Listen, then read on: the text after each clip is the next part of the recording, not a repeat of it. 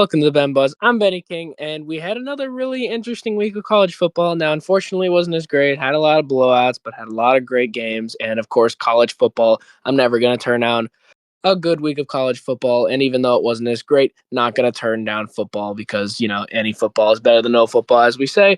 It was still a pretty solid week, Jack. And once again, Jack's going to be joining the program. Jack, thanks for joining. Yeah, happy to be on. Anytime. Yeah. And we've been talking about Virginia a lot over the past couple weeks about how they barely win games and they kind of dance around with teams all the time where it's like they beat Florida State in double overtime. Their QB gets hurt in overtime against Louisville and they find a way to win. They get a safety and beat Washington State by 2, Jack. And now they play North Carolina, a team that has been dominated and dog walked by everybody, and they barely beat them in overtime. It's like Virginia, this keeps happening, Jack. I mean, they play close with everybody. It's crazy. I don't understand Virginia. I mean, they're still winning these games, but it's just like they play to the level of their opponent every single time. It's honestly crazy, Jack. Yeah, it's very, and we keep saying every week it's going to come back to bite. They can't keep playing like this Right. because it feels like every game's down the wire, and these are not like amazing teams. I mean, you could say Louisville is probably their best competition, and Florida State, but Mm-hmm. Washington State barely beating them by a safety, and then some people said this was a controversial play call on Bill Belichick's side for going for two in overtime in that North Carolina game. I still like the call, just how I like the call in that Wake Forest game against Georgia Tech, Right. because you want to go for that Mm-hmm. win there, so you don't tire out your players, just get destroyed in Mm-hmm. multiple overtimes. Because college overtime, it can go to 7 Right. overtimes, like that one LSU and Texas A&M game. But Right. yeah, it's. I still don't think this is how they want to play, and it's very concerning. This is a top 15 team. This is a great team, I still think, but they just play close with everyone. And they honestly should be losing some of these games, like the Washington State one, where that safety doesn't happen. They Right. probably lose that one. And Yeah. Maybe. I, Yeah. I can't believe they won against Louisville. That was insane, just how great Louisville has been recently. Right. And if Florida State, if that guy doesn't bobble the ball for 10 yards, Florida State I probably know. wins that. I can't believe they So did that. I know, like, I still think, yeah, Georgia Tech and Miami are still the favorites for the ACC for me. They're still hanging in there, but just Right. barely. This is an interesting team, and we'll see if they finally start to drop these games. Right. Yeah, and it feels like we've kind of been saying every week. It's just like, man, eventually this will come back to bite them. Eventually they're going to start dropping these because this isn't sustainable. And yet it's working thus far. We'll have to see how long it ends up going on for because technically Virginia's only loss is NC State, which is technically an out of conference game, which is wild. So it actually doesn't count against them. But they could actually win out and face Georgia Tech in the championship. That's what's so crazy is that Miami, you would think, might be the best team in that conference, but like they might not even get a chance to play for it if Virginia continues to have this incredibly fluky season. Then we had South Florida, and they went on the road at Memphis. Now, this was a huge Group of Five American battle. And a lot of people thought this would kind of be the decider of that Group of Five playoff positioning. Now, it's going to depend who ends up making it into the American Championship, obviously, but it's kind of like the loser of this because there's like Tulane, Navy, there's a lot of players, and you worry if you can even get to that game if you lose a game like this. And Memphis somehow found a way to win. South Florida had a big lead going into the fourth. Memphis ended up turning it around. They just lost to University of Alabama Birmingham last week. Not great, and that was a team that was 2-4 and had fired their coach. And then they come back the next week, and they weren't playing the best against South Florida, but eventually they were able to come back in, and they were able to find a way to win, Jack. It was very interesting, and these are kind of the two teams that we thought were at the top of the AAC, and Memphis ends up being the deciding winner right here at home. Crazy. Yeah, this was a very good win for Memphis, and it kind of puts their season back on track because last week it was just very bad loss against a really bad team with an interim head coach. They were at UAB, but that's still a game you have to have, and it's in conference. Going into this one, USF did not have an in-conference loss. Their only loss was against Miami, which is a very good team. You could argue top 10, but very surprising win because USF, I mean, Byron Brown was amazing in this game, like he's been all season. Almost 600 yards total for USF. They Right. had the game in the hands of their offense. 14-point lead going into the fourth quarter, and they squandered it. Earlier in the game, they decided to go for it in the red zone, Mm-hmm. which you got to take the 3 points there. And it ended up being the difference because Gramatica, which I think is a great kicker for USF, missed the game tying field goal. And you just Mm-hmm. can't go for it there earlier in the game. So it really came back to bite them, but really puts Memphis' season right back on track. And now they're the favorite for that group of five team, along with, like you said, Tulane, North Texas, Navy, and now USF, James Madison. A lot of group of five teams. The race is definitely heating up for sure, but Right. Memphis played a great game and they were able to come back against this team that I think Mm-hmm. is probably the best group of five team we've seen in the season. Just how many yards and points they can put up and how much of a dual threat Byron Brown is. Right. Very, Mm-hmm. very, very good win Mm-hmm. for you for my Memphis this week. Right. And I mean, coming off of that loss, we were wondering how are they going to respond, and which we'll kind of get to later is kind of like how teams really respond from a loss, and in a good way or a bad way. It's kind of interesting because you look at a team like LSU, they lose close to Vanderbilt, which we'll get into their game later. Well, then they go and they play at home, and then they get killed. Where it's just like responding from a loss is so huge, and it really shows the type of discipline that your team has. And Memphis having that type of discipline, having that type of commitment and being able to come back in that fourth quarter was really huge. And I think it speaks volumes about that program. And so we'll see if we end up seeing them make waves in January. Then we had number 7 Ole Miss, and they went on the road at 18 Oklahoma. Now, Ole Miss needed a get back win. Obviously, they had that tough loss to Georgia. And then Oklahoma got blown out by Texas, where their quarterback was pretty rusty following an injury, but then they looked better against South Carolina the following week. So going into this one, it was pretty interesting. Oklahoma hosts, Ole Miss is coming off a loss. How is it really going to play out? And Oklahoma didn't play too bad, but eventually Ole Miss was able to find a way, and I mean they ended up winning 34-26. Chambliss had a solid day. I mean, 315 yards is a really great day. John Mateer played great as well, but when we were kind of talking, I had kind of previewed this game a little bit, and I was saying like, well, if Oklahoma wants to win games, like John Mateer has to play so well, and he did play well, but not enough to win against a really good Ole Miss team apparently, who's number 7 in the country. So it's nothing to sneeze at. It was a very good win by Ole Miss here, Jack. Yeah, very good win. And later in the game, you're like, are they going to choke this lead as well? Like they had a big lead against Georgia going out of the third quarter into the fourth quarter, but they just could not put points on the board, kept going 3-and-out, and kind of gave the Bulldogs that victory. But very good bounce back win. And Ole Miss is still a very good football team. Trinidad Chambliss, such a good quarterback, really propelled himself in the Heisman contention, which is surprising because he's a freshman. He's a backup QB coming in for the injured Simmons, but Mm-hmm. such a good quarterback.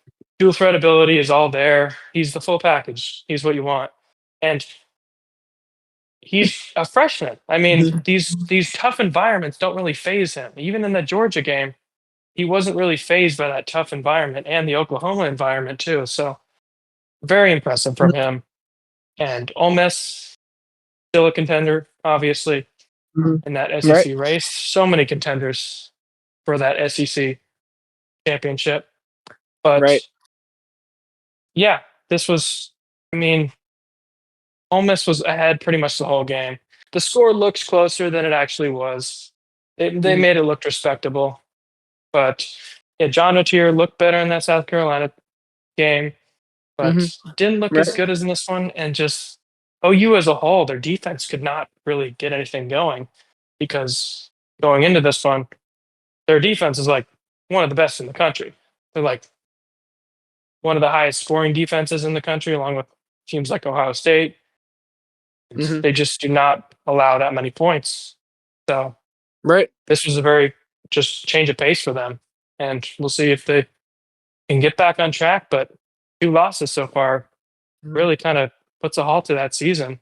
And I mean, they're number 18 now, so pretty low for them. But I mean, if that hand injury doesn't Mhm. happen, John Mateer, I think we're singing a completely different tune because I Right, think he's probably top of the Heisman if that doesn't happen to him. He was so right. good before that. I know. Even on Yeah. that injured hand, he leads them to a victory over Auburn. Such a good Right. performance. Like John Mateer's still an animal, but before it, that really wrecked his season. So it's a shame. I know, and he got so much hype, and he was got into like first round talks and like all of that, and then that happens, and it was kind of confusing because they said it happened in the first quarter. I was like, well, he was still fine throughout the game, and then on the fourth quarter, he had like a huge touchdown drive that basically won them the game. And like his hand looked fine, where it's just like, and he ended up missing a few weeks, but then I think he did rush his way back into the Texas game. But I understand that you're trying to get into that Red River game.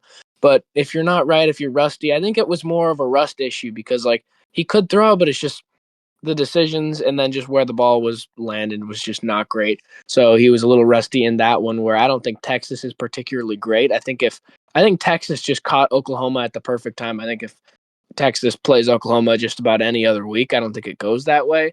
So honestly, this is a tough win. It was a good win for Ole Miss, and they went into a road environment in Oklahoma. I know maybe you say Oklahoma's not as great and they're not what there was, but I mean, when Alabama went into Oklahoma last year, they got murdered. Whereas like Ole Miss goes into Oklahoma, very impressive. And although it looked like they might slip that lead, they eventually hung on and 34-26. So now they're ranked number 7 with only a loss to Georgia. We'll see if they end up being in Atlanta playing for that SEC championship.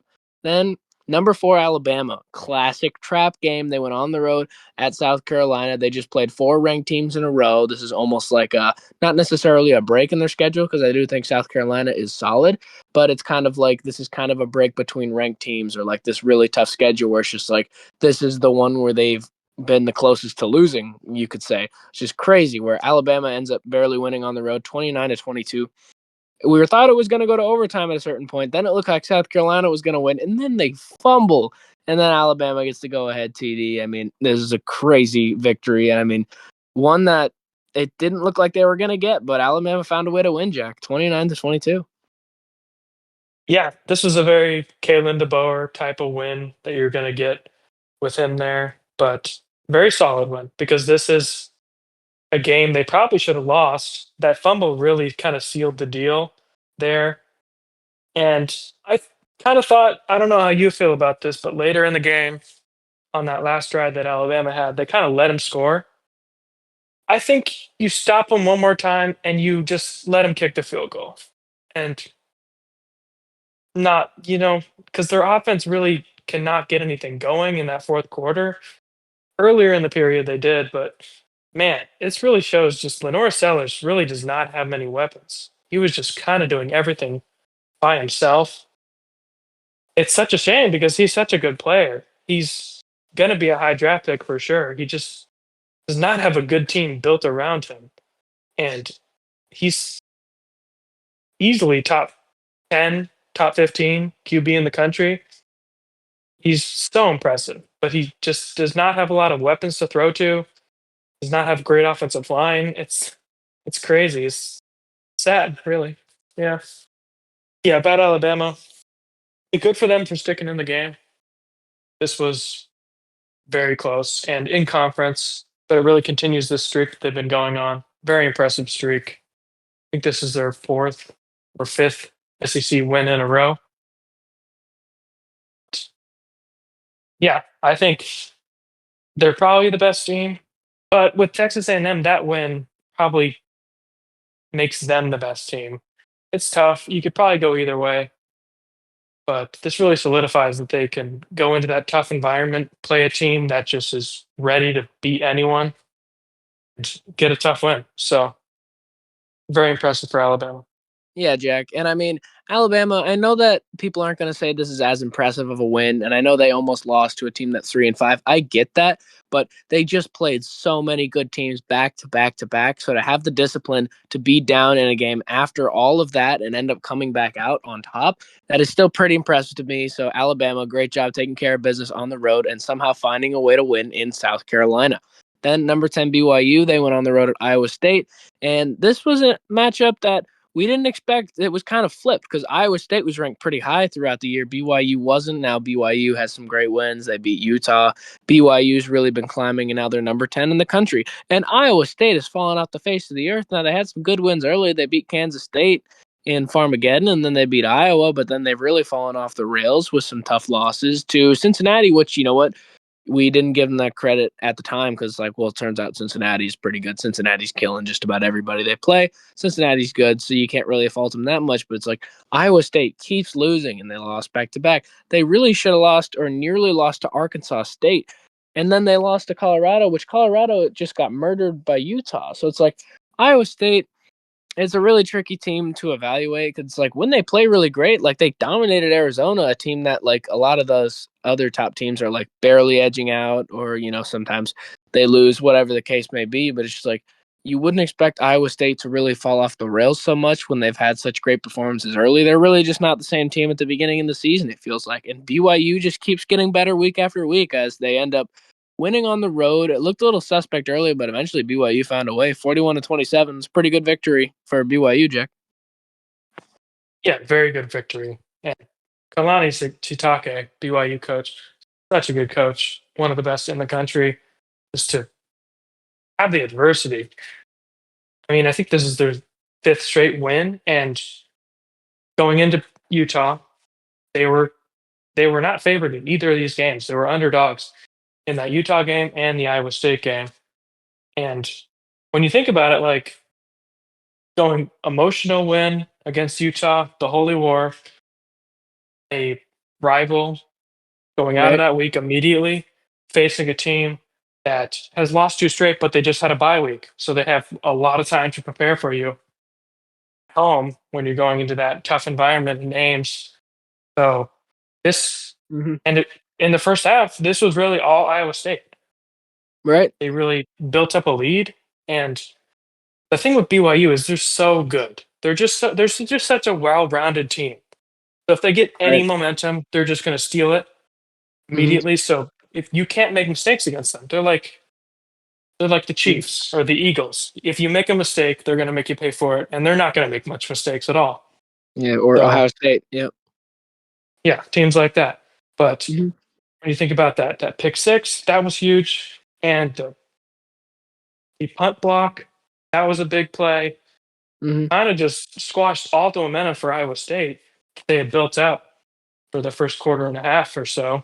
But Mm-hmm. man, this kind of could have saved their season because they only have two losses against I think Mm-hmm. is Right. not a great Colorado team. We're finding out they have a Right. bunch of close losses, but this Utah loss recently is just how do you lose that bad? I don't know how you lose that bad. That is so embarrassing. It's like the Oklahoma State earlier in the year um, against Oregon, where they lost by almost 70. Right. It's like that, and then just got Oklahoma State just lost by like 40 to Texas Tech as well. They're not a Yeah. great team. Everybody's killing them. Yeah. But the thing about Colorado is they're close with almost everyone. They Mm-hmm. if Right. they It capitalize on worked. those turnovers against Georgia Tech, they can take that game. They can beat Houston. They had a Mm-hmm. big lead against BYU, the team we're talking about. If Right. they can just finish these games, they could be like a solid Big 12 team, but they just cannot finish these games. And the TCU one as well. A lot of games like this. But like it 40-0 at halftime? Like Mm-hmm. it's inexcusable. And I know Deion Sanders is going through health Mm-hmm. problems. Really good Right. that he's still out there coaching, but Right. this is and I saw like the pregame. I don't know if you saw this, but the one of their assistant coaches used to be a defensive lineman for the Buccaneers, Warren Sapp. He's an assistant coach, and Mm-hmm. his pregame routine is kicking over the pylons every single game, and Deion Sanders has to pick him up. So to do that as you're kind of like losing this bad and having not a great season, last season was great. They had a Right. positive record. They went to a bowl game. And, Mm-hmm. I mean, obviously it was great. Shador Sanders had a great year, and Travis Hunter won the Heisman. So, but this Right. season really is just the complete opposite. And you could say bad luck, Right. but just earlier in the year with losing close to those good teams, like Georgia Tech and like Houston. But Mhm. this is just it really is. It's embarrassing. I don't know what needs to go on there. I mean, Caden Salter's a good quarterback. I think he is. They Mhm. just need to get better weapons for him. Just build a better team. I don't know. I don't know what it is, Ben. Right. Yeah, it's unacceptable. And I mean, they've been pretty good against everybody else. That's what's so funny. Like they've been in contention. They haven't been getting like killed to the level that they just did. And BYU, this is a team that really should have lost to them. And we saw another great day from Bear Bachmeyer. I mean, 307 yards and 2 touchdowns, and he was the leading rusher as well with 50 and another touchdown. He's really been playing well. And they really just answered the bell. It's like Iowa State scores 27 points. Yeah, well, we'll score them by more. 2 touchdowns. It's like BYU can really put up on offense when they need to, and then their defense locks in as well. Like that first half against Utah, Utah didn't start making that a game until like the second half. Like their defense can play well when they need it to be. BYU is really solid, and they're right up there with Texas Tech, where you could really end up seeing them possibly in a playoff spot if they end up winning that Big 12 championship. Then number 19 Missouri, they went on the road at number 9 Vanderbilt. Now this is kind of bittersweet because it was a great win for Vanderbilt, a home victory with College Game Day. But Missouri's Prebula did end up getting injured, so that's a bummer. But Vanderbilt's defense was playing well against him prior to that, but you wonder, had he been in the game, how would it have affected the outcome?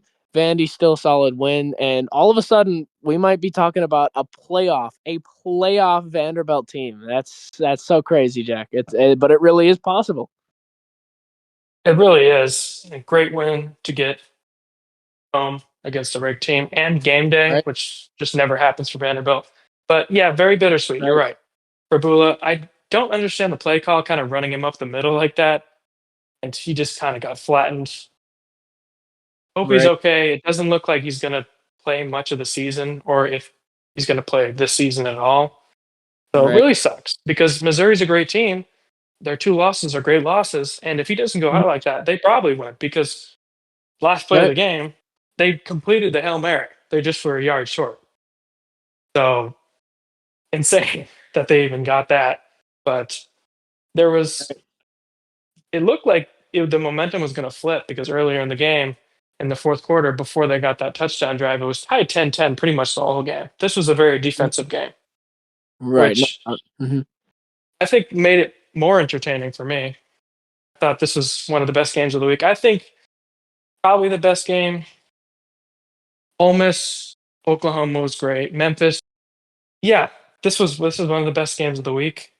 And there was a controversial call, like maybe be fumbled, like would give Missouri the advantage there, but it got overturned, and Vanderbilt ends up scoring the touchdown there and taking the victory.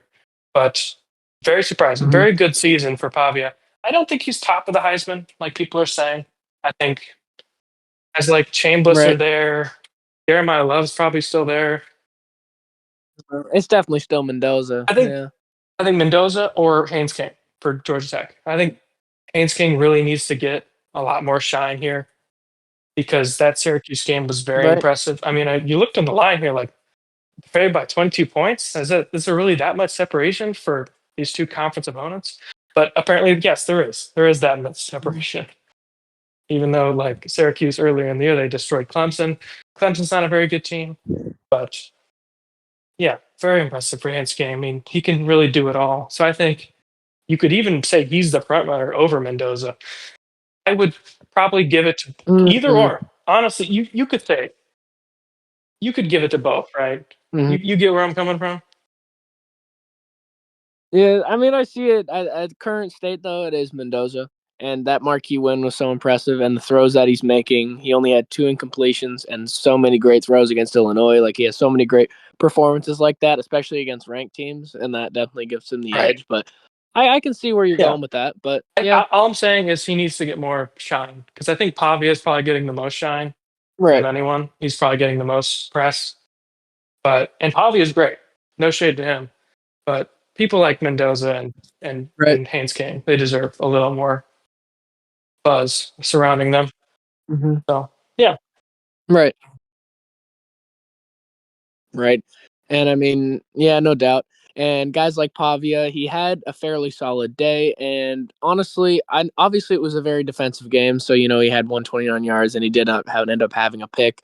So, not the greatest, but in such a defensive game, the plays that you make are so important. And so, him on the ground where he was able to end up getting that touchdown score, that was huge. And on the ground, he was 8 for 20, but it's like in an incredibly defensive game like this was, plays like this and like just every offensive play means so much more because you don't know if you're going to get inside the 10 again or if you're going to be able to do that because you only had 17 points throughout the whole game.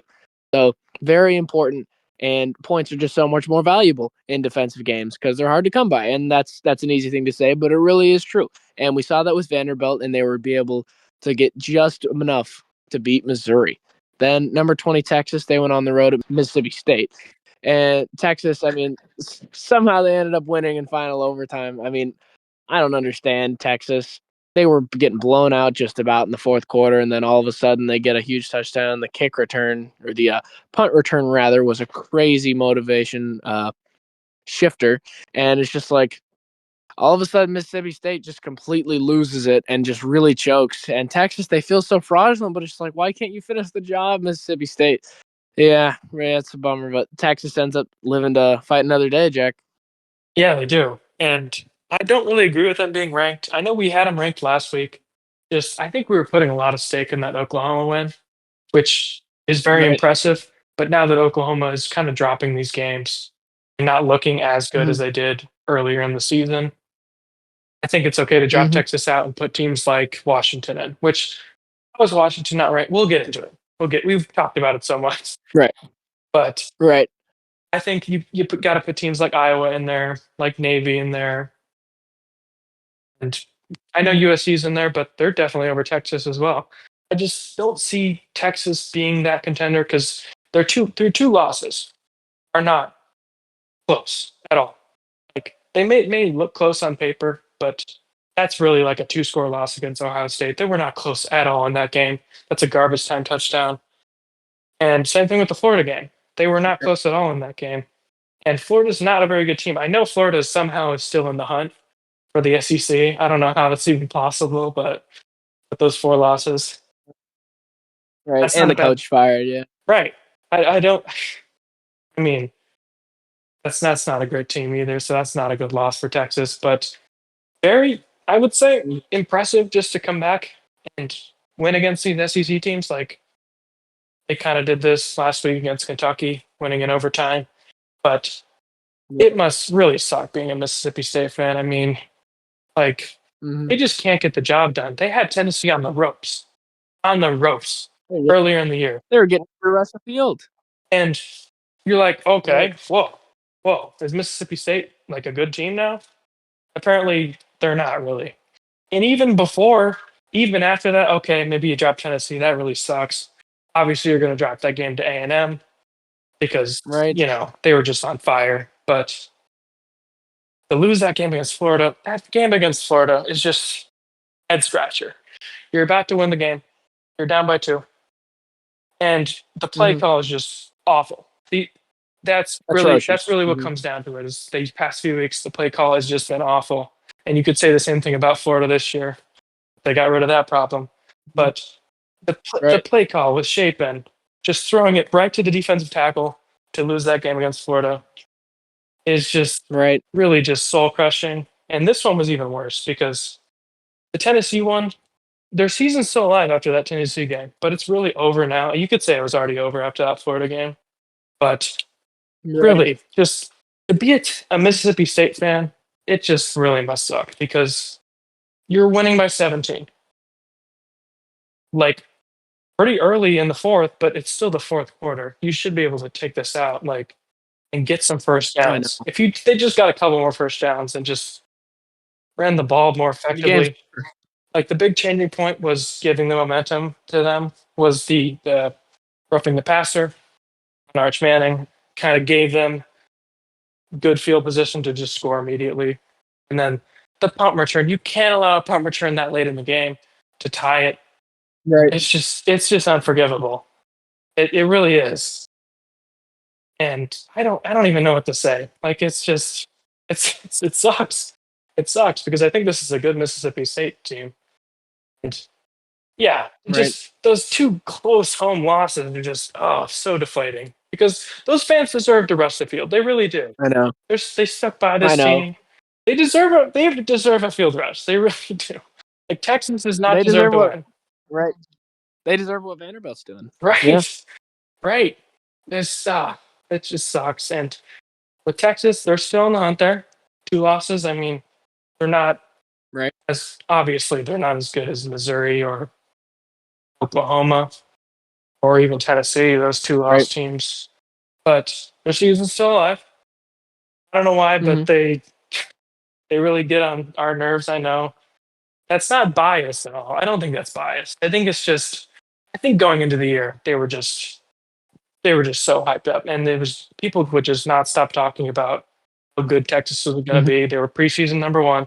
And I think that's why they get so much stake in the AP poll is because they're ranked that high, because they just cannot stop just looking back at that preseason ranking. I don't know if you saw this, Ben, but there was Mm-hmm. a Twitter post earlier in the week. It was like Alabama just beat the preseason number 13 South Carolina. Alabama's really doing good. It's like, are you talking Gosh. about Three. preseason rankings in week 9? Right. Oh, I hope that's satire. Yeah. It's gotta be. It's gotta be. It's like I saw some people. You can't be South Right. Carolina's a 5-loss team. You can't be saying that I with a know. straight I face. know. And I saw another person like quote tweeted it, and he said, like, TCU just beat the number one preseason 1967 West Virginia team. That's pretty good. Right. It's Well, like, it's funny because when South Carolina was actually number 11 and Vanderbilt dominated them by like 30 points or something like that in South Carolina Stadium, they downplayed it. But now when it means nothing, they're trying to give it to their darlings. That's crazy. right. I know. That's Just just because insane. it's Vanderbilt. It's just because it's Yeah. the Vanderbilt logo. Yeah. Right. Yeah. Right. Yeah. Exactly. And I think that's pretty much why Texas gets so much talk in there, because that Longhorn logo means it just means a lot. Yeah. I Right. mean, did you see what happened to Arch Manning? I don't know if he's going to be out for that much in the season. He did get that like ankle Right. injury. Yeah. I don't know Yeah. how bad that's going to be. Yeah. It felt similar to Prbula. It's like, what are you Right. doing? Honestly, he's got to slide there. Right. I I know. mean, I don't know why you elect not to slide. And I mean, it's overtime. Like, I know you're trying to get the win, but Right. like, there's so much season left. Yeah. And for a team that has a lot of like playoff and like bowl aspirations, like, there's so much of the season ahead. I don't know. You got to slide there. You Yeah. can't pull a Tua. Hmm. You really can't. Right. And like, especially when you're on the road, I know, and the backup ends up coming in and then he ends up winning the game. So, maybe we have a QB controversy in Texas. I don't know. Yeah. But probably, who knows? But yeah, I don't know. I don't think Arch Manning is bad. It's just that he didn't near meet the massive expectations Right. that were set before him. He was never going to. I mean, it's just No. ridiculous. They've just been having him on the bench for a few years, and then when he finally gets to start, people were expecting him to be an all-star right away. And I didn't expect him to be an all-star, but I thought he would be a lot better than he is. I don't know. Yeah. I No. really did, Yeah. though. I Yeah. agree. And then Yeah. You just you wouldn't expect. I mean, they're barely ranked, and they were yeah. just unranked. Probably Right. still should be unranked, but Yeah. it's just like they beat Kentucky in overtime. Then they only score like Yeah. 16 points throughout the game. It's like Yeah. it's really random. In Texas, I mean, they're just so weird. And I mean, they even didn't play great against. I mean, just about everybody that's not a complete nobody. I mean, that's awesome that you blew out Sam Houston. That's great. But it's like, like Right. I don't know. And Yeah. now they are winning SEC games, but it's just like they got killed by Florida. Florida, who was like Billy Napier was on his last. That was his last stand right there. And then like the Kentucky win in overtime, and then Mississippi State in overtime. This one was more egregious. I think that Kentucky win was just so like defensive, and then they end up winning in Mhm. overtime. Where this one just felt like they really didn't belong and really just got the win. Like really didn't almost feel real the way they won this one. Yeah. Like I kept thinking like, no, eventually Mississippi State's gonna, they're gonna make sure that they finish it off. No, they're gonna finish it off, and then it's just like, oh my gosh, now it's in overtime, and now like, and then of course they don't respond. I mean, it was a horrible play calling from Mississippi State in Yeah. overtime. By the way, I mean first down was good play calling. It really was because it was a perfect slant play, and the guy just drops it. That's tough. But it's like the continuous and the fact that they had timeouts and then refused to call them. Like, did they call him before the first delay game penalty or whatever it was, the false start or whatever it was? No. The second one, no. And it's just like, you have a timeout. What are you saving it for double OT? You're not going to get to double OT unless you score here. So it's just stupid. And they ended up losing that. But they shouldn't have even been in that situation. It's the same thing with South Carolina when you're talking about, do you let him score? Do you not? It's like, you shouldn't even be in that situation. You shouldn't have fumbled. You were just up by 8. You just had this game. Very similar thing. And it's very interesting that like Texas and Alabama are barely escaping these types of teams. Alabama more so. I expect this from Texas. Alabama, I don't. Alabama's a lot better. But like Texas, really, really unfortunate that how their season has gone. Now they are getting wins, like at least they're winning, but like it's similar to Virginia. It's like you're in overtime with Kentucky, you're getting blown out, and somehow you beat Mississippi State. Eventually you are going to drop games, and they already have dropped 2 games. So honestly, really not optimistic about Mississippi State, and would be very surprised if they made any buzz in January. Mhm. Then number 3, Texas A&M. They went on the road at LSU, Jack, and oh my goodness, the game that ended Brian Kelly's coaching career, LSU just got dog walked in their own stadium. I think that's probably why he got canned, because it was in his own stadium. It's like, okay, you went on the road at Vanderbilt and lost close. All right. Vanderbilt's a top 10 team. You went on the road at Vanderbilt. You had chances to win. You had about a 4th down, and Pavia makes some random magic happen where it's just like, okay. But then you come back at home. And I know Texas A&M is number 3 in the country. You're like, they just barely won by 3 against Arkansas on the road. Like, Texas A&M is not a good road team. At least they're not supposed to be. They hadn't been this year. And then all of a sudden, just absolutely dominate LSU and just get Brian Kelly fired. I mean, good for Texas A&M. Just dominate. I don't know if you can say anyone had a better week than Texas A&M. I mean, oh my goodness, did anyone else make the opposing team fire their coach? Texas A&M did. Huge week for Texas A&M and the Aggies, Jack. Yeah, very impressive win. I mean, earlier in the game, I mean, you could say the first half, LSU kind of had control. Texas Mm-hmm. A&M was moving the ball, but that pick, you can't throw that pick, Marcel Reed. But he really kind of Right. later in the game Mm-hmm. kind of made up for that. And there was that punt block as well. So LSU should have had the momentum here, and they're at home. That's a tough place to play.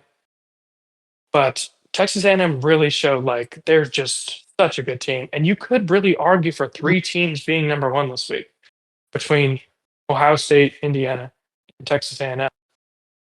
I think you kind of don't mess with the Right. top 5. I think it's Ohio State, Indiana, Texas A&M, Bama, and then Georgia. That's kind of like, which was kind of weird because it's kind of been shifting every week so rapidly, but this week kind of stayed the same with the AP Right. and our list too. But yeah, very just so impressive just to come back from that. And that second half was just all Texas A&M. I know the score looks close. It was not that close. That was a garbage time touchdown. It was Right. just so surprising. And Mike Elko is such a good coach and Mm-hmm. just really, Right. really impressive because LSU was winning at half and they had 2 turnovers for them and scored on them. So Mm-hmm. and this Right. going into this was like, and this whole season pretty much is like, can they finally get the offense going? Because they really can't in any game. Ole Miss, they really couldn't get it going. And that at Vanderbilt Mm-hmm. game, they had that one 62-yard, but Mm-hmm. that was the one flash in that whole game. They really couldn't get anything else going. And they really couldn't get Right. it going in this one either. It's just insane. Right. Like Yeah. that week 1 game, we're like, okay, they finally have a good offense and defense. But this is Right. a completely different team. They really just, and even the defense was not great in this one. Just Marcel Reed, dude, he's in the Heisman category too. I know we mentioned Chambliss, Haynes King, Jeremiah Love, Mm-hmm. Mendoza as well, but he really is there too. He's just such a good quarterback. And that was a question too going into this is like Texas A&M's offense really has been a little lackluster in these past games, Mm-hmm. especially against teams like Arkansas. So very impressive. Right. So It's like impressive. they Yeah. turn it on. It's so weird because it feels like they struggled to play a complete game, which I think you can definitely make the argument that they did today. But like you look through some of these like great teams that they played, they went on the road at Notre Dame, and like the defense didn't play well, like 40 points. Like Texas A&M put up 41 points, great offensive performance, and then they come back home And then kind of 3 straight games in a row, Jack, the offense isn't over the top. It's solid, obviously, but it's just like the defense grinds the teams out where you had said that stat where all the teams combined hardly had any third down conversions. Yeah. And then they go on the road at Arkansas, and then the defense is horrific. And Texas A&M puts up 45 just to win it. That's where I was just like, okay, so it seems like they play better at home, especially their defense. But when they go on the road at Notre Dame or even on the road at Arkansas, because you can give them a pass for Notre Dame. You can be like, oh, yeah, well, it's Notre Dame. It happens. They're a great team, runner-up national champion last year. That makes sense. But then you go around on the road on Arkansas and you do the same thing. It's just like, this isn't working. Something's got to change. You got to fix something. And that definitely did, Jack. Because, on the road at LSU, who was ranked by LSU off the face of the earth, do you think that it was just to fire Brian Kelly after this type of performance? This kind of surprised me. If you said before the week, oh, an SEC coach is going to be fired next week, I would have said, oh, finally Auburn's letting Hugh Freeze go. But this is a little more surprising that they got rid of Brian Kelly. I know you and me are not Right. big fans of him as a person, but he Right. Yeah. really has not done much with the program there. He has an okay record, not as good as like Ogeron and other coaches, or Mm-hmm. Nick Saban as well, you could say. But yeah, Mm. I think really this is just insane this year with head coaching firings, and there's so many jobs opening.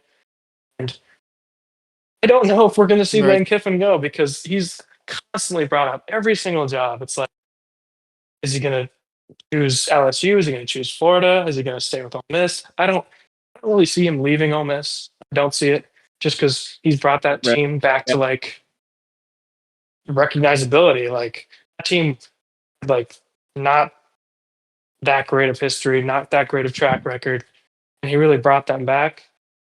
I think has a shot to make it to the Mm. SEC championship. But this Brian Kelly era, it really will be summed up from that one play. Remember in the SEC championship, I think Uh-huh. against Georgia, where they that field goal blocked, and then they just didn't do anything to pick it up, and then Georgia took it back like 80 some yards. You remember that, right? That's kind of be Phew. that's gonna be like the summed up from this Brian Kelly era. And this kind of did surprise me because Right. they have been good with Mhm. him. They just have not made they haven't made it to the national championship, obviously, and haven't won an SEC Right. championship. So they really haven't Mhm. taken that next step. I mean, they have the athletes, they have the talent there. They just can't put everything together. And it seems like Brian Kelly just is not the best leader for that team and does not dedicate No. his life to football. Other coaches have. And I know Ed Ogeron said, like, I'll take that job back. He Right. seems like he loves that job more than Brian Kelly ever did. It kind of seemed like Brian Kelly was just like intrigued by like, maybe getting just a better record. It's like a stepping stone for him, maybe. Yeah, Right. And I think the thing with Brian Kelly is that you can't be like, yeah, I'm leaving Notre Dame so I can have the resources and ability to win a national championship. And then that team makes it to a national championship before you. And not just national championship. We can go deeper. We can just say, just make the playoff. LSU hasn't sniffed it. Like, they've been close, but like they always lose. And then when they have a good offense, then the defense is bad. And the second they figure out the defense, now they can't run the ball at all. And the second a reporter's like, hey, didn't really run the ball tonight, then you snap and you freak out. I think it's very acceptable that he was fired because things are just not working under Brian Kelly. And especially this game, but look at LSU. Like, they haven't been spectacular. South Carolina is one of their better wins. South Carolina's beaten just by everybody. And they beat Clemson very close, but now we're like, oh, Clemson's not good. So then you're like, well, like, what has LSU really done? They got dominated by Ole Miss, sort of. They were sort of in the game late, but Ole Miss had control. And then that Vanderbilt game, I understand it, though. You're going on the road at Vanderbilt. That's tough, but it's just like they didn't do great against Louisiana Tech. They really didn't do great against Florida. They didn't do great on the road at Clemson, which turns out Clemson's not good. We didn't know that at the time. And it's just like you look through these games that they win, they're like 20-10 or like 23. Like it's kind of like ugly, where it's like anytime they play a good team, then they lose 19-24, 24-31, and then eventually the straw that finally breaks LSU's backs 25-49 at home, where I think that's where you kind of start making excuses because they went on the road at Ole Miss, they went on the road at Vanderbilt on those 2 losses. Now they got embarrassed, just unequivocally embarrassed in their own stadium. And I think just the lack of effort. I mean, they were up at halftime though. Like Yeah. LSU wasn't horrible in this, but like the way they got ran out of the building, I'm kind of surprised a little bit because at the end of the day, that's the number 3 team in the country. Unless they're not valuing it like that, I'm not sure exactly what they're evaluating. Because I do agree, but the buyout is crazy. You think they should let him? They should have let him complete the season, or what are you thinking? Because I mean, at this point, you're only 5-3. Like it's not the end of the world, especially in the SEC. Now, you even said Florida still mathematically has a chance to make it. Now, I don't Right. think they would make the playoff or anything like that, but it's just like they're not like bottom of the barrel, or at least not like bad. Where it's just like, do you think this was the right move, or do you think they should have let him coach out of the season, despite what you think about his character concerns, Jack? Right. I think they were kind of looking for a reason to fire him because this really doesn't make a Right, lot of sense. Just like I thought the James Franklin move kind of didn't make a lot of sense either. But I think you let him finish out the season. I see a lot of people kind of speaking out against him as soon as you got fired. It seems like a lot of people didn't like right. him. Yeah, No, nobody. no, this doesn't seem like that. I'd surprised if anybody did. Yeah. Right, I know. No offense. Right, right. No offense, no offense. But We're kind of hating on. Yeah, but I mean, maybe it's deserved. I don't know. yeah, yeah, I know. But yeah, I don't know if if he doesn't lose this bad, is he still the coach? I'm not sure. Like maybe if he loses closer, he's still the coach for them because exactly they're still playing for stuff. This might be a lost season for the CFP, Mhm. obviously, but Right, those are 3 like not bad losses. Well, this was embarrassing. This was kind of the straw that camel's back. This right. I don't know if this is closer. I think maybe they keep him on, but it seemed like they're kind of looking for a reason to let him go Right. because yeah, no, it doesn't really make sense to me. I mean, there's so many buyouts going on. I James know. Franklin Yeah, one, everyone. like yeah, Yeah, colleges are so trigger happy to get rid of their coach this year. Yeah. no, and these contracts are so large. Like they're making like I know some people, a lot of people are like the players are making so much, but the coach are making way more than the players Oh currently. yeah. Yeah, it's insane. And Mike Norvell's probably gone. That buyout's going to be insane. And Jeez. Yeah. We'll see if they end up doing that. Yeah. right, and I don't know if he's going to be coaching because I know he won't see a lot of that money if he doesn't coach. Like James Franklin, like there's a clause in your Hmm. contract if you don't get a job immediately, you're not going to see a lot of that money. But I think if he doesn't take a job, he's still going to be making like close to $1 million like Yeah. every month or Yeah. every James week. Franklin. Yeah, it's Somebody's yeah, somebody's gonna hire James Franklin. right. I wouldn't be surprised if Florida does it. Yeah. I heard Because if I Florida, don't as Florida is just like, hey, if Florida's like, hey, we'll take a 10-2 season with a loss to Alabama and Georgia every year. Sign exactly us up. yeah right.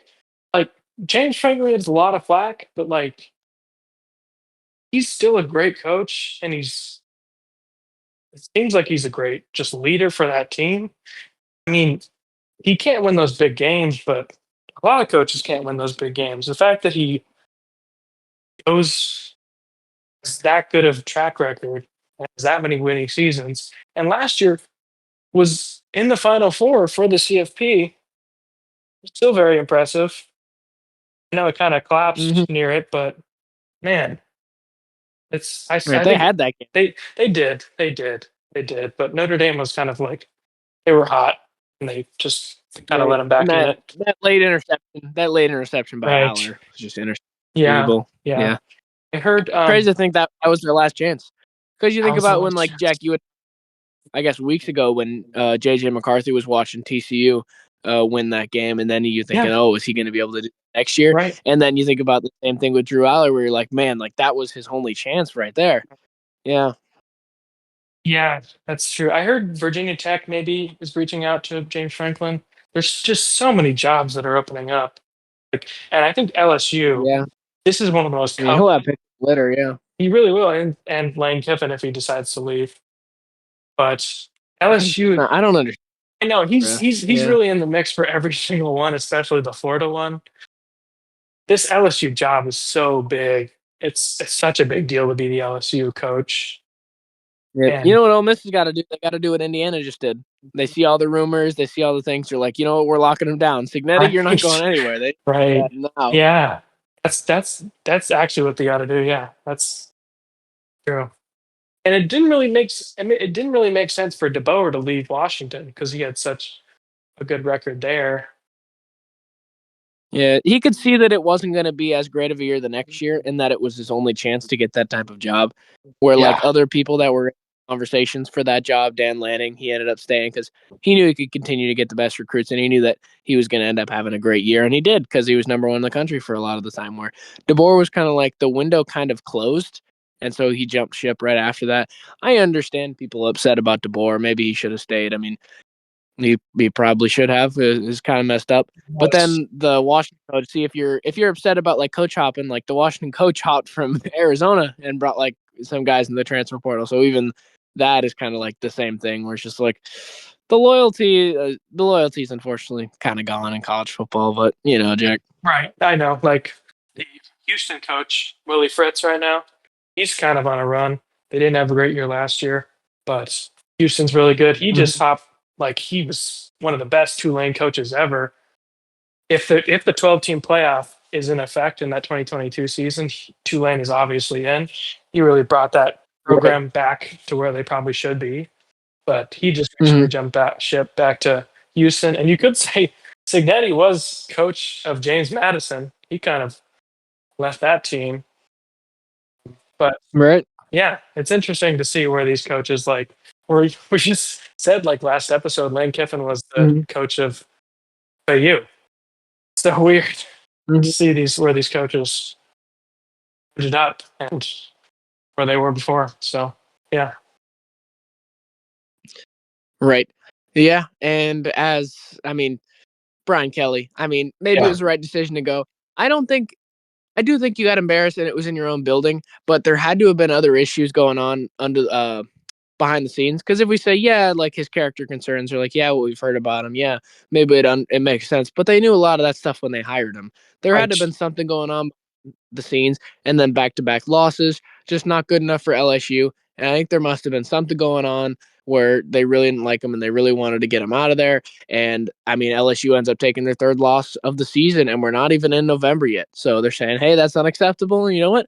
Maybe that's fair because LSU has held themselves to a higher standard, but it's just like they haven't done too much winning since that 2019 year. But it's like that 2019 year will never be topped. Insane year by LSU there. And I feel like they've been trying to recreate the magic, which who knows, maybe they'll bring back Coach O. But be very interesting to see what goes on with LSU going forward after the firing very early of Brian Kelly. Then number 22, Houston. They went on the road to Arizona State, Jack. And we kind of talked about, in Arizona State, when Sam Levitt's playing, they're pretty good. But Houston went into their building and ended up finding a way to win. Houston's pretty solid, and now they're ranked. Now, their only loss was that Texas Tech game. So, Houston, very interesting one to keep an eye on, Jack. Yeah, they are. Houston's really good, it seems. And this is a Mm-hmm. very impressive win. I mean, they jumped out to like a 24-0 lead, like just like that. They just looked so good in this game. It was very Right. surprising just because Arizona State was home. Jordan Tyson is out with a hamstring, but I don't think he's the difference in this Mm-hmm. game. Like he's one of the best receivers in the country, and his chemistry with Sam Levitt is so big. But Mm-hmm. they really couldn't get much going on offense in general for Arizona State. So this just Right. shows like how good Houston is, and everyone was getting killed by Texas Tech earlier in the year. They kind of got killed the worst though. They really did not put up a lot of points, and just Texas Tech Right. looked worse against Arizona State. Obviously, that's very impressive for Arizona State, but this kind of kills their season. We thought it was kind of coming back because of that Texas Tech Right. win, and Kenny Dillingham's a great coach, but this was just one that you got to have, and just really shows just how good Houston is. And they're really back because I mean they're a great basketball school, but they've never really got there at football. seems Right. like this is maybe the year. And the Big 12 is really shaping up to be a great year. There's some teams that have been lackluster, like we Hmm. mentioned, like Kansas State's not have a great year. Like Kansas has lost a Hmm. lot, Colorado's lost a lot, and Iowa Right. State, they've lost 3 in a row now. But the top teams are really good. Like we mentioned, BYU is so good. They're just so complete. Texas Tech, Cincinnati, we mentioned maybe, but no, Houston. It's going to be interesting to see who makes it to that championship because last year it was two teams don't have a chance now, really, with Iowa State and Arizona State. So it's Right. going to be completely different, and I like that. I like that it's not the same teams every year. Right. These Big 12 And teams they're right. so good. So yeah, Hmm. Right. And only three out of the four that were 10-2 that kind of got chosen for that tiebreaker, where it's like Arizona State, like you mentioned, and Iowa State probably not making it back there would have to have a nightmare situation. But then you look at the next ones, then it was Colorado who fell on the face of the earth, and then BYU. So we'll see if BYU is end up able to take that next step. And they were nearly able to. If you remember last year when all like the bracket projections, like a lot of that stuff, they were projected to make it like for a while because they were undefeated. They got high in the rankings. BYU really did. And so it felt like a minute. Maybe BYU is going to end up slipping in there. So this year might end up being their year, but hold the phone. All of a sudden, Houston is really making their claim in that discussion.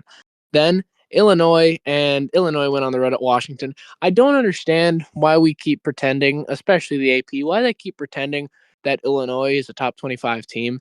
Now, I'm not completely against them because they have lost to good teams, but you look at who they lost to. They lost to Ohio State in their own building, and Ohio State dominated. Ohio State could have won by a lot more, but it's just like, you know, they did what they had to. It's nothing crazy. And then Indiana just absolutely disheveled them.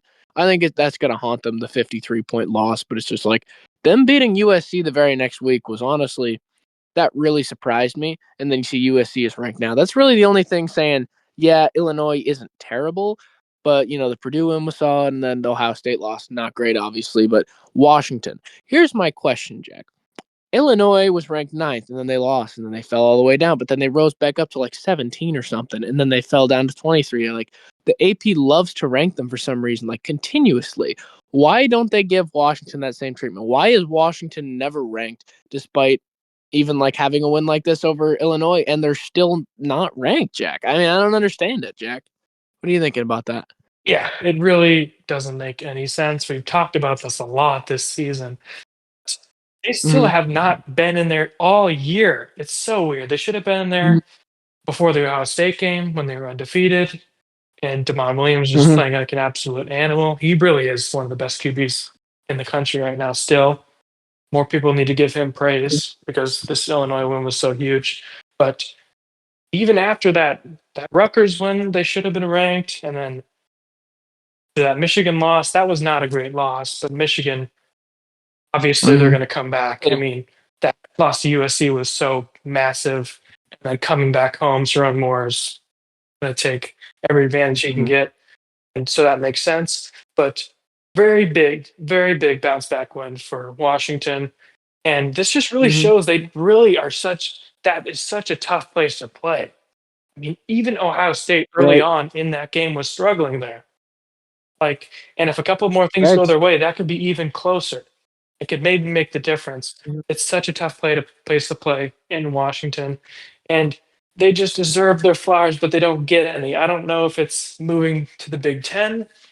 Maybe that's the reason why they don't get much props. Yeah. They just forgot about him. Yeah. It's like I don't get it because they destroyed Illinois. This was not close. Early on in the game, it was closer, and Illinois had that touchdown, which they shouldn't have even gotten. It was such a garbage call. The guy, it Mm-hmm. was in the end zone, and it was after the ball even touched the ground. It was a late call, and the guy didn't even touch him, and it was just such a dumb call. It didn't make any sense. Yeah, that was such a dumb call, and that was just so Mm-hmm. stupid. And Illinois has been getting so many breaks that Washington just have not gotten. Like, it doesn't make any sense. I know Illinois, they had a great season last year. have a lot of returning talent, and that's really what really puts Illinois over teams like this. But Right. it really is factors in, like we mentioned earlier, like these preseason rankings that they just do not want to get out of their head, and they don't want to say that, oh, like we were wrong. Maybe we were wrong about Illinois. Maybe they're not a top 10 team. They're like, we'll put them Right. at 23. We'll put 'em at 23. Like Texas, we'll put them at number 20. They're still up there. Mhm. But this is Right. really just, it's disgusting. It just is.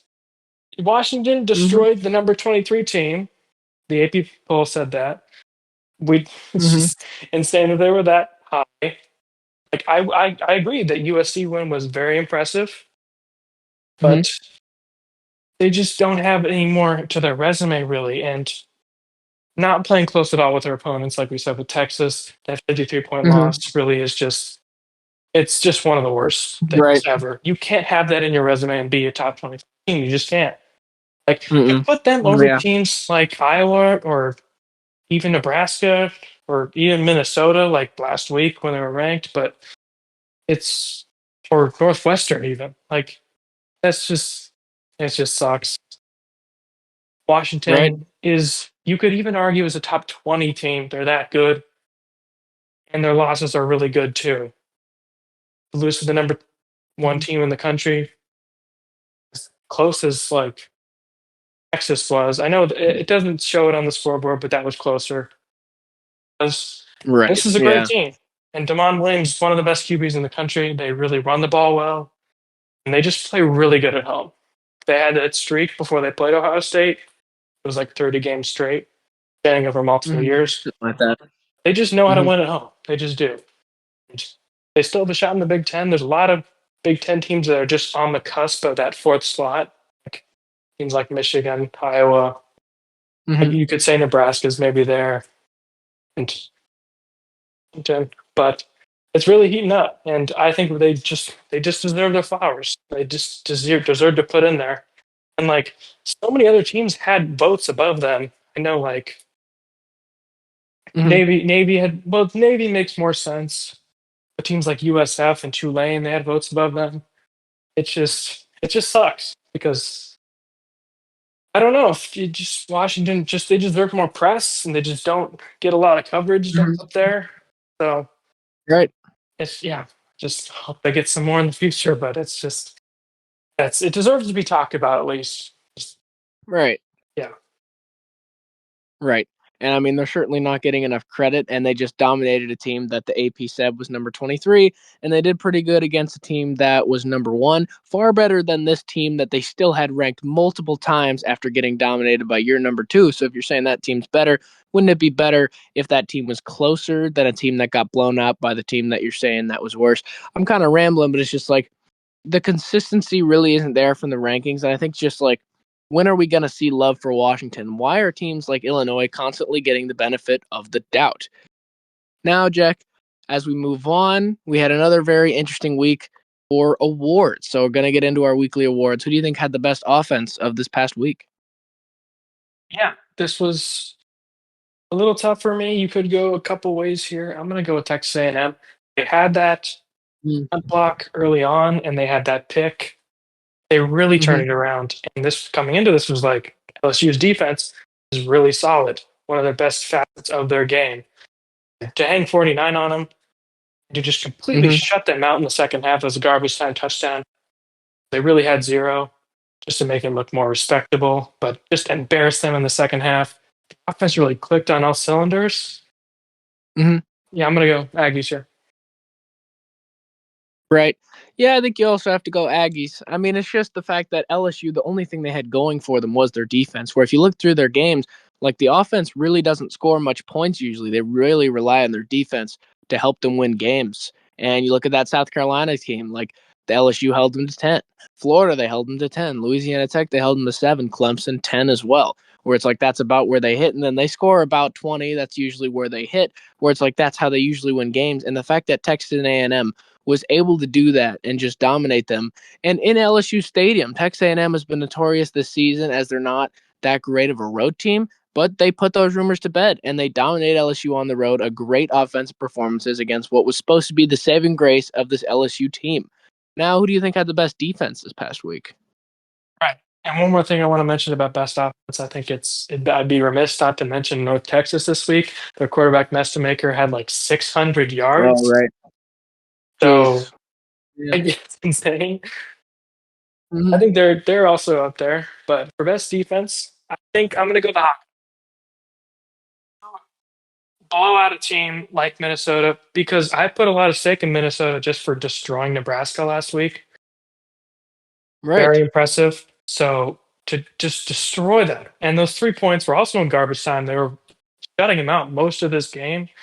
And the Right. past few weeks, you could also say, like, what have you done for me lately? Iowa Hawkeyes would probably be in that category just for destroying these teams. And it's just so surprising just how good Iowa is this year on defense. I mean, they're always good on defense, but as a whole team, like even Mhm. Gronowski throwing some deep balls in that game. But yeah, I'm going to go with Iowa here. Right. That's a good pick for sure. And as an Iowa fan, I certainly agree. But I go Indiana here.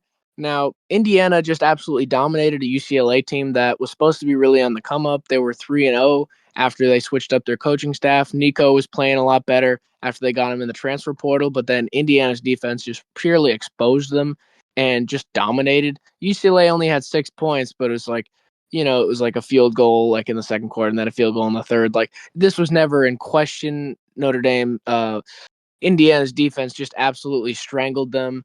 Like a couple guys got picks, and like across the board, it was just a huge defensive performance. And Indiana just really shut out a team that had been doing really good on offense. Like UCLA, the calls they were pulling out against Penn State put up 42, then put up 38 on the road at Michigan State, and then edge out Maryland by a field goal. Where it's just like this team was supposed to be on the come up, especially on offense, and Indiana just absolutely shut that up and just absolutely dominated, Jack. Yeah, I agree. They're also, you could really go either way here. I think I just put a little more Right. stake in Minnesota because win against Mm-hmm. Nebraska was just so impressive. So to go from that Right. performance to just 0 points for most of this game is just insane. But I agree. Nico Maliava, this is supposed to be one of the best quarterback matches Mhm. of this week. Right. And it really did not live up to that. This is like Big Noon Mm-mm. Saturday. Like, this is going to be one of the best games of this week early in Right. in the day. So it really was a letdown. But it just shows like how good Indiana is this year. And again, you could really argue for three teams being number one. Just so impressive. Definitely. Yeah. I mean, both defenses were really stellar, and both defenses also in the Big Ten. And we saw them meet up a couple weeks ago, and we saw the defenses really shine in that, where they both really struggled to score.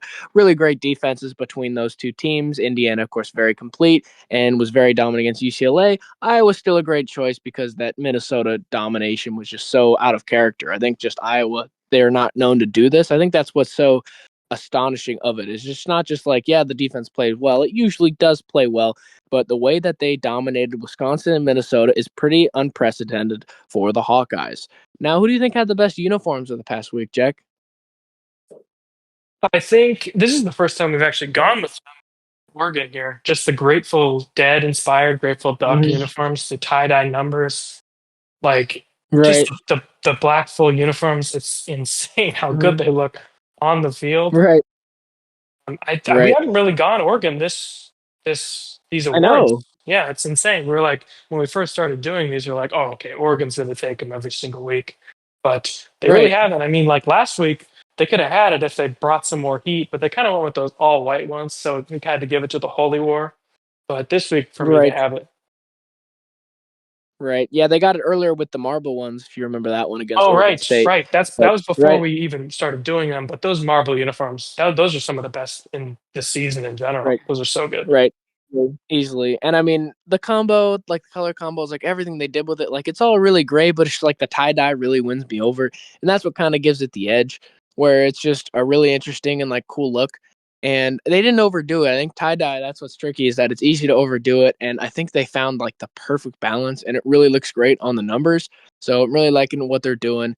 And honestly, Oregon is known to have really great uniforms, and it was no doubt evident this past week on the field when they wore their tie dyes. It was pretty cool. Now, who do you think had the best response from a loss, Jack? There's a lot of ways you could go. I feel like there's a more obvious one, but a lot of teams responded pretty well. Yeah. So there's a couple you could really go with. Washington is absolutely one that I was kind of thinking of here, Hmm. but you could also go Memphis. That's another one. Hmm. But I'm gonna go with Ole Miss. I think they had the best response from a loss, and it was just really impressive that Hmm. they kind of squandered that lead, like we kind of mentioned against Georgia. Like they had the Hmm. lead going into that fourth quarter. Their offense just Right. would not stop scoring touchdowns. And Chambliss really showed like he can keep a lead and just be great on the road. So I'm gonna go with the Rebels. Right. Yeah, it's a good choice. Yeah, I'm thinking the worst team to respond from a loss.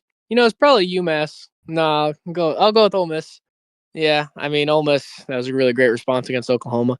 And I mean it's easy to pick on UMass. I mean, they don't win at all. So it's kind of hard to choose Yeah. them, but just like Ole Miss. I mean, it was a great game against Oklahoma, and I mean it's going to be interesting with Ole Miss because that's their only loss, and they didn't slip up against Oklahoma. So we'll have to see going forward. But that's certainly a good answer. Now, who do you think responded the absolute worst from a loss, Jack? I think I'm gonna go with the LSU Tigers.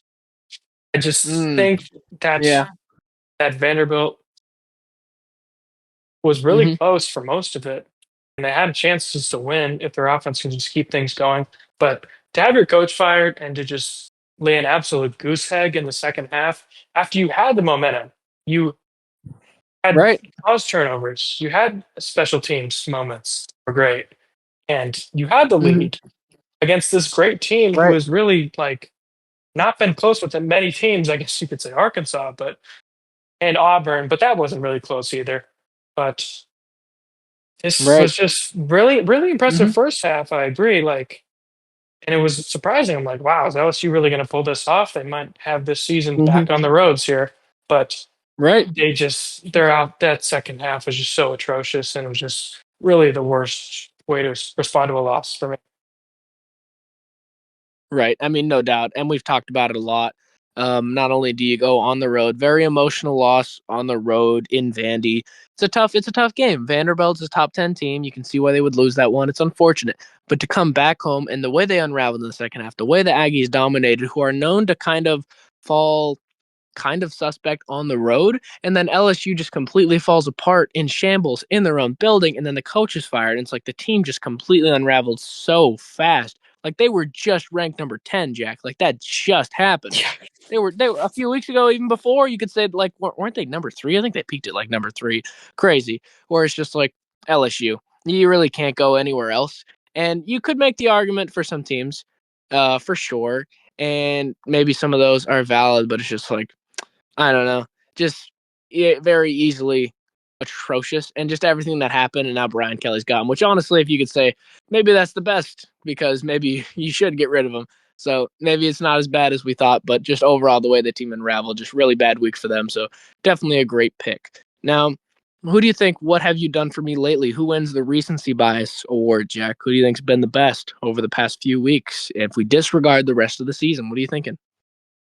so it's pretty much been Alabama for us every single week. I'm gonna go with Iowa Right. here just because of Mm, how close they were against South Carolina and really should have dropped that one if Lenore Stellis doesn't fumble that in that late right. game situation. So, and Iowa Hmm. really hasn't had that. And they've beat Wisconsin better than anyone has this year. Not Alabama didn't beat them by 37, neither did Ohio State. And it was even closer with Oregon. That was really impressive. And to Right. just destroy Minnesota that much. And this really comes into question like, how good of a chance does Iowa have against Oregon in the next couple of Hmm. weeks when they have this bye? But that's going to be a great matchup. Right. We'll see when that Hmm. one is. But yeah, I think Iowa just based on the couple weeks Hmm. is for me. Right. Yeah, I definitely agree. And I mean, Iowa has had such a great past 3 weeks for sure. but I can't pass up Vanderbilt's 2 top 15 wins in back-to-back weeks. The LSU win was so huge for their program, and everything that it did for them was so huge. And then this game against Missouri, you come back home with all that emotion, and then you still find a way to win against a solid Missouri team. I think I go Vanderbilt here, but I understand the Iowa pick, Jack. It's just 2 top 15 wins. It's just tough to pass up for Vanderbilt, Jack. Right, right. And this was definitely more messy, this win against Missouri, and they kind of Right. helped Well, it out was a with trap game. And right. coming off of that emotion, but they still found a way to win. Yeah. Yeah, for sure, for sure. And it just sucks that Prabula's out. He's such a fun QB to watch, and he's been so great this year. So hopefully he gets well soon. But great pick. All right, Jack. And now, who do you think had the best upset of this past week?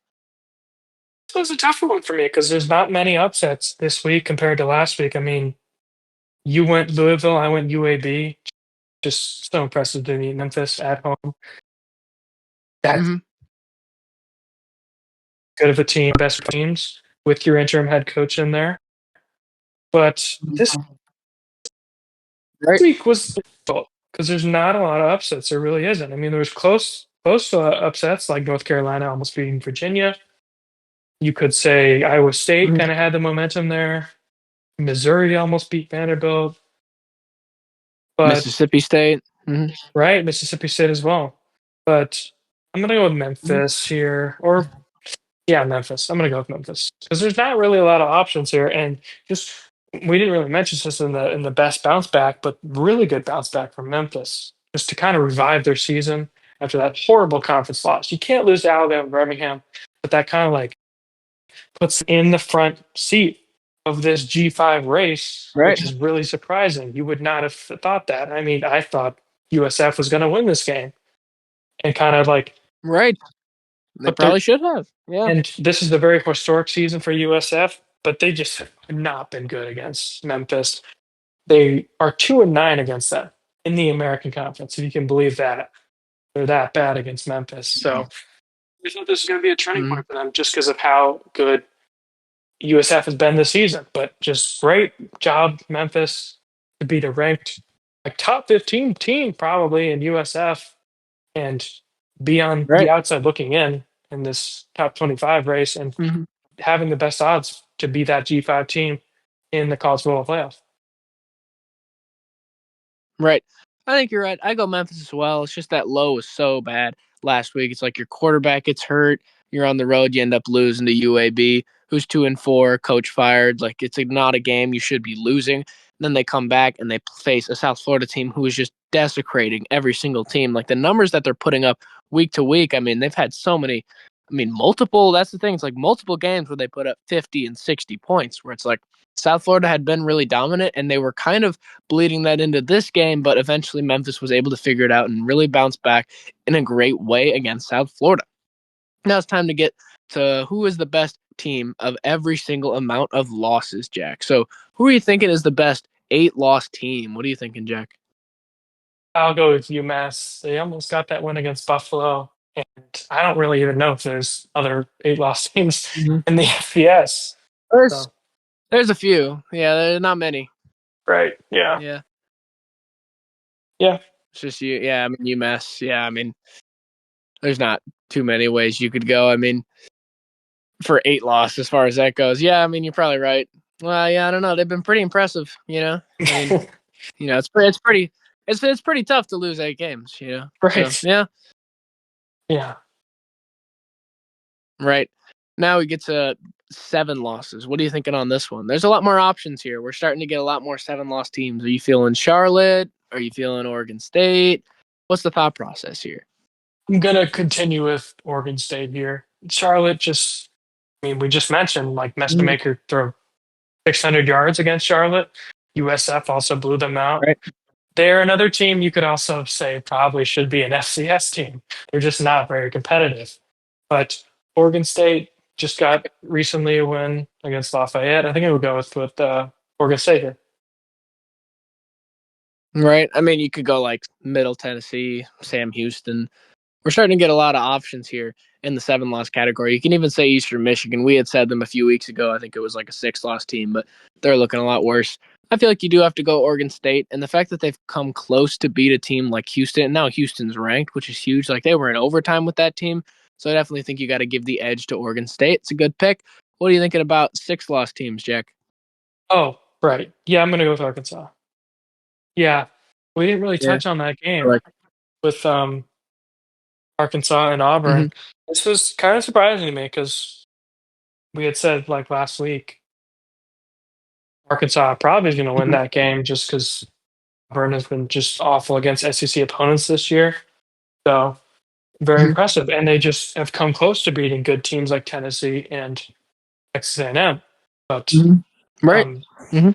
yeah, Bobby Petrino, I don't know if he has that job anymore. Like this was a very bad performance, and I don't Yeah, even know if not he had great. the job before. Just he really has Yeah. kind of like he's kind of a backstabbing coach. If you kind of read his history, he's not that loyal to anyone really, and he's kind of like will leave you the best chance, the first chance he can. Mm-hmm. Not that great of a guy, it seems, but yeah, with Hugh Freeze, I don't really think this saves his job. This really doesn't change anything. Just very emotional, very impressive win though to win in the SEC. Yeah, Right. Yeah, yeah, I definitely go Arkansas as well. And at least they've been close with a lot of teams. Like, I mean, can make the argument that they should have won a lot of the games that they lost outside of Notre Dame, where they really just got dominated. So I think that's certainly a good choice for 6 loss teams. What are you thinking about 5 loss teams? A lot more options here you could pick from. right. Okay. They're just Hmm. they're had a great. They're really on a hot streak, and everyone's going to get blown up by Indiana. So Right. I'm going to go with them just because I guess we're more biased. I guess you could go Purdue. Well, they're actually 6 loss team. I guess Michigan State's there. Yeah, I'll go UCLA. Yeah, I do think UCLA is a good pick because they don't feel like a 5 loss team. I think that's the biggest part of it because they were on that 3 game winning streak and then they got, I mean, absolutely dominated against Indiana. But when you're going into Bloomington, when you go into Indiana like that, that's what they've kind of been doing to teams. So you can certainly see how that would kind of end up. But certain teams like Syracuse are in the running too. Colorado. Stanford, you could even say. So there's a lot of 5 loss teams. So yeah, I think you're right though. I think you got to go with them. Now, what are you thinking for 4 loss teams? This is where you really get into teams that are actually pretty solid. What are you thinking, Jack? Yeah, I guess Auburn's won, but they with that win they kind of like put themselves back in that race. Penn State looking great. Their 4 last team. Florida, that's one you could go with. Kansas State, they just recently like Mm-hmm. continued the streak against Kansas. And they were an upset there. You could have gone with them for best upset. That kind of like they're still like the better Kansas State team in the football. Right. Two, Mm-hmm. there's a couple. I mean, there's a lot of options you could go with. Hmm, I'm not sure. I think I'll go with Mississippi State. Feels right to me. I just think they're a great Mm-hmm. team who just can't finish these games out. And I don't know. Right. I think it's just bad play calling, bad coaching. They have a great team around them, and they can't Mm-hmm. figure out a win to really pull this all together. If they just finish out a couple of those games, they're in this race. They make it's just it sucks for them. So, Right. Yeah, I definitely think you're right. And a lot of these teams are going to end up being SEC teams. So, yeah, I think it's also a good pick. Mississippi State, I mean, there's tons of games that you can make the argument that they really should have won. Now, with 3 loss teams, there's some interesting ones. I mean, Northwestern and Minnesota are certain ones you could pick from. You might want to say LSU, but the way that they've crumbled and the way the coach is fired, like, I just worry like the drop off is going to be so huge. So, I don't know if you can really pick them for the best 3 loss team, which is crazy that he's already fired and they only lost 3 times. But it's like, I don't know. I think there's a lot of really interesting ways you could go. What are you thinking, Jack? this one was a little tougher for me. 3 loss. Yeah, I guess LSU because they just have so much talent on that roster. They were just so mismanaged there, and this season just has not been great for them. But Mm-hmm. Right. yeah, this is interesting because do I think Minnesota would beat LSU? I don't think they would, even if they fired their coach. So I will go the Tigers here. as much as I don't want to. Okay. Okay. I go Arizona State here. Yeah. Okay, Arizona good, State. good, yeah, good Yeah. pick. Yeah, I mean, they beat number 13 Texas Tech. It's kind of a thing with Arizona State where it's like they don't feel like they're a three-loss team because it's like when Sam Levitt is playing and when they're like at their best with Sam Levitt, they're really hard to beat because like their only losses. I mean, Utah he wasn't on the field, and then Houston that's tough. Honestly, getting embarrassed in your own building. That's the only reason why they're in this category. Otherwise, they'd still be a two-loss team. Where it's just like they've been pretty solid. Their only like loss with him on the field that Mississippi State loss. I was the only one that was like, because you were on the road at Mississippi State, who actually was pretty respectable at the time, and I think still is. It's just they can't find a way to win these SEC games where it's just like they beat TCU, they beat Baylor. Like there's a lot of interesting wins, and then Texas Tech is the marquee one. So I think you definitely gotta give the edge to Arizona State. I do understand the LSU thing. It's just the way that they've unraveled so much that I kind of don't really put them in there. Now, who do you go with two loss? I feel like we pick the same team every time, but it's kind of hard to not pick them because of who they lost to. What are you thinking, Jack? Yeah, I think it's Notre Dame again. I mean, you could go Mm, with teams like Tennessee's kind of climbing up there, like Iowa, right. maybe Hmm. Michigan is close there. Hmm. Washington's also there, USC there, but there's really, yeah, you kind of got to go with Notre Dame again. I don't know how you don't pick them. I know. Right. Right. Yeah. I mean, I go Notre Dame as well. You really can't. I mean, the fact that they were in the national championship last year and they, at one time, they were down by 8 in it. And I know you don't use last year's rankings, but I'm just saying, like, in terms of like the recency of like this coach and like some players on this team, notably Jeremiah Love, they have that type of ceiling. And then this season, they've lost some really tough games where I know that Miami loss doesn't look great, or it's kind of like we said about Iowa State. It's like, geez, thanks, Iowa State, for making that look worse for the Hawkeyes, where it's the same thing. It's like, yeah, thanks, Miami, but I still think they're pretty solid. And then Texas A&M, I mean, what they continue to do, it just makes Notre Dame look so much better. Where it's like Notre Dame had that team. Notre Dame should have won that game, you know. So yeah, I think you're definitely right in that statement. I think they got to be the two-loss team. And then once again, I feel like the last three are kind of predictable. Who do you think's the best one-loss team, Jack? This one, you could go Georgia, could go Alabama, you could go Oregon. It's Alabama though. Even though they kind of Mm-hmm. were kind of lackluster against South Carolina and maybe could have dropped that one, but the fact that they Mm-hmm. won it and just good teams find out a way to win close games like this. And it was ugly, Right. but it's it was still a great win. And yeah, I think you got to go with them.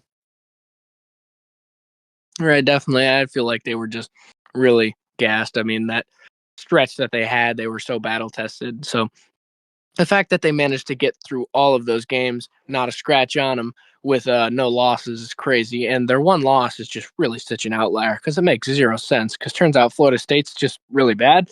I don't understand it, but yeah, I mean you got to go with Alabama, and then once again one loss or undefeated.